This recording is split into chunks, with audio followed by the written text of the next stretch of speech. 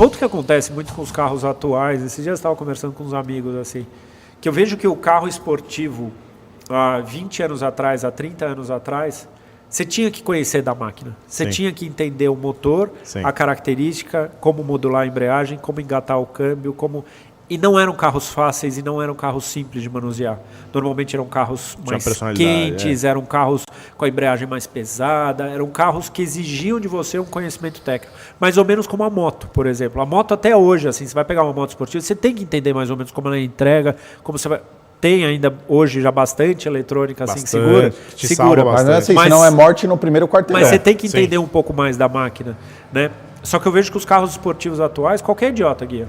Né? Você entra, você dá a partida num R8, você dá a partida num Porsche Turbo, tal, você engata a drive, qualquer piloto que guiou um carro automático, por exemplo, vai guiar esse carro. Não, o cara que ele nem tem CNH, só anda de Gran Turismo. Não, ele já anda. Ele já anda. O problema é que esse cara ele vai para Interlagos e ele faz abaixo de 2, cara, com um carro desse. Pode ser que faça, você fica se matando para fazer o melhor assim. Mas aí entrou... Pegamos uma frustração aqui. Essa é uma frustração. Eu só queria fazer qualquer carro para fazer um tempo abaixo de 2 em Interlagos, para poder falar que eu já fiz também. Para mim, sabe que não é? Sabe por quê? Assim, você pega, ele vai fazer abaixo de 2, mas na mão de um cara bom ele vai fazer 40. Exato. Sabe assim? Então ele mas vai continuar. Esse carro nunca vai na mão de um cara bom. E quanto assim, ele custou? Sim, né? Que é aquelas histórias assim. Quanto que esse carro custou? Custou 1 milhão. Cara, você tem obrigação de andar com uma merda dessa na frente. Você tem freio, você tem pneu, você tem potência, você tem tudo. Não, exato. Você vê o traçado do cara. E eu te falo, se você fizer um carro direitinho, o meu golzinho lá aspirado, já virou a volta ideal dele 59.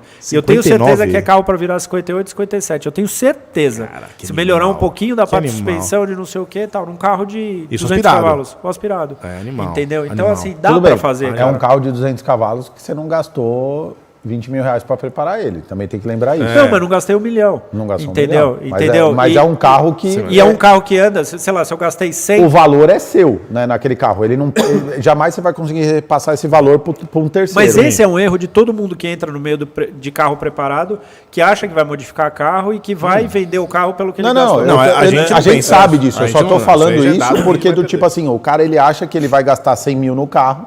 Vou dar um exemplo. O cara... Não é nem 100 mil. Assim, ó, eu e o Lucas, a gente grava um programa todo dia, meio-dia, que chama Lista 10. E dependendo do tema do Lista 10, a gente chega em temas que é do tipo assim, sei lá, carros preparados para você já comprar. Pronto, carro pronto para você comprar. Aí a gente vê o cara vendendo o carro por 30 mil reais e o cara fala que tem 500 cavalos. E eu e o Lucas, a gente truca isso. A gente fala, truco.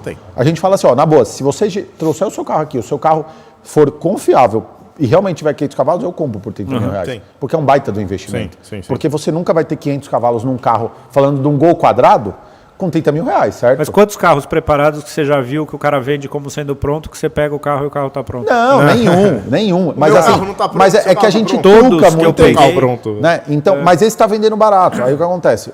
Tem outro cara que ele está tentando recuperar o valor. Né? Que ele é o cara do tipo assim, eu gastei 100 mil no carro, eu vou vender, por 90, para dizer que eu perdi 10. Esquece, não adianta. Aquilo que você colocou no seu carro, você colocou para o seu gosto, para o seu hobby, para você. Necessariamente não vai ter valor para outra pessoa. Eu tiro um ou outro mercado de cena, porque eu acho que o pessoal de Subaru, eles dão muito valor em peça.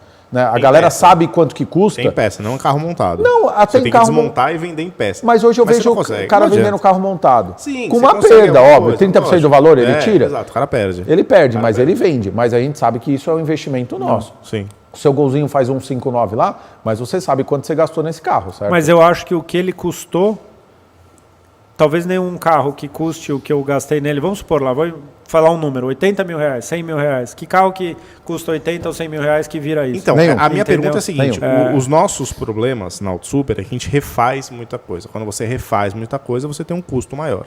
O seu Gol, quantas coisas você refez nos seus Gols? O GLR nada, né? Pronto, é isso. É um projeto. Mas sabe o que eu fiz? Assim, nasceu sendo um projeto. Tudo que eu fiz, por exemplo, no GLR, assim, quando eu montei ele em 2019, eu fui mexer nele em 2017. Porque eu fiz aquilo e é meio que aquilo. Porque eu tenho a sensação que quando a gente começa a mexer muito, o que de fato vai trazer de benefício? Eu não montei meu carro, por exemplo, o meu golzinho aspirado para competição.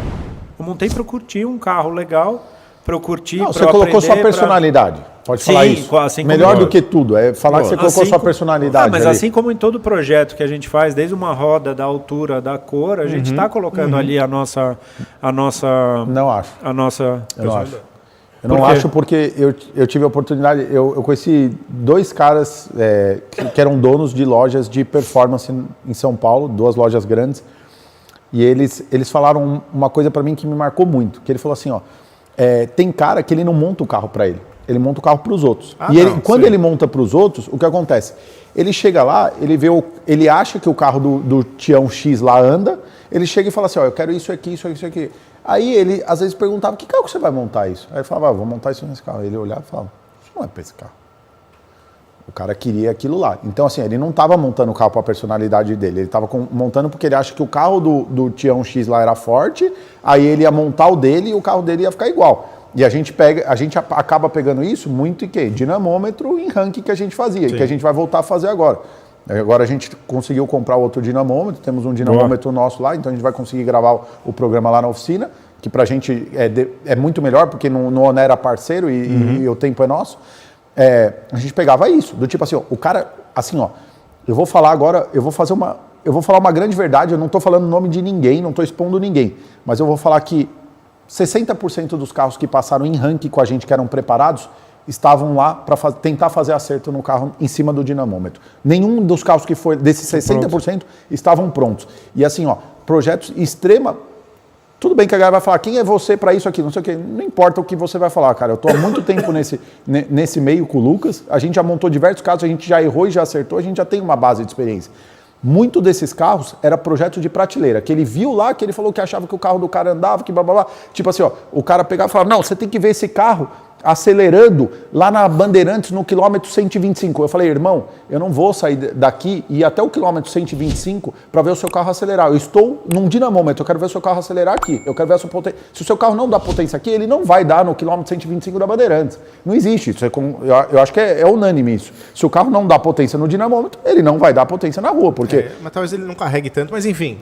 Talvez carregue menos, mas pô, assim, não é possível. Acho que o ponto mesmo é a falta de um projeto, e esse projeto partir de uma pessoa que tenha consciência de qual que é o propósito daquele carro. Sim. Então qual que é o propósito? Pô, é um carro de track day? É um carro de track day? Então, cara, a gente vai partir disso.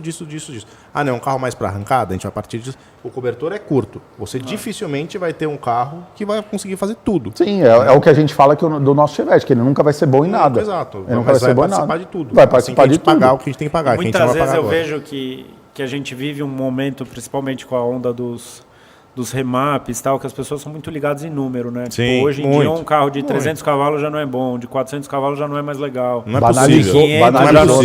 Banalizou, você não acha? Eu acho, porque as pessoas estão muito preocupadas com o número e estão esquecendo da experiência dela com o carro, né? É o que você falou, muitos estão fazendo para o outro, né? E eu sou particularmente de uma linha, e sempre fiz isso, eu acho que você pega o caso do Gol lá, quando eu montei ele carburado na época, em 2009. Pô, mas por que você não montou com injeção? Porque, cara, custava muito mais caro, eu não podia pagar.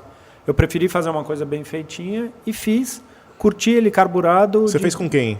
Na época com o Keller. Com o Keller? O Keller que montou. Cara, quero conhecer o Keller, quero conhecer o Teco, quero conhecer muitos caras. Você conhece uma galera muito legal. Da velha guarda, são pessoas extremamente... velha guarda, velho. Bom gosto, velho. Bom gosto, primoroso, competente, cara. Tipo, puta, isso sempre me atraiu, pessoas maduro, tá ligado? Pessoas com conhecimento, com vivência, com seriedade. Então, o Fernando agora da Racer. Então, essa galera eu gostaria muito de conhecer e conversar. Cara. Vale a pena, sim. O que o Teca estava falando de banalizar de potência também, que é uma coisa que eu vejo, é igual quando eu vejo GTI, que o cara fala assim, meu carro tá beirando 500 cavalos. Beleza, é um carro de, talvez, você acelerando partindo de 100 km por hora, deu algum resultado. Agora, quem já teve a oportunidade de acelerar um GTI, né? Tô falando os GTIs, os novos, né? O Golf GTI, com 500 cavalos, ele parado é ninguém. É ninguém. Não vai tracionar. Ele não traciona. Não adianta. Você pode mas colocar pneu ladrão, fazer isso, fazer aquilo, blá, blá, blá, blá.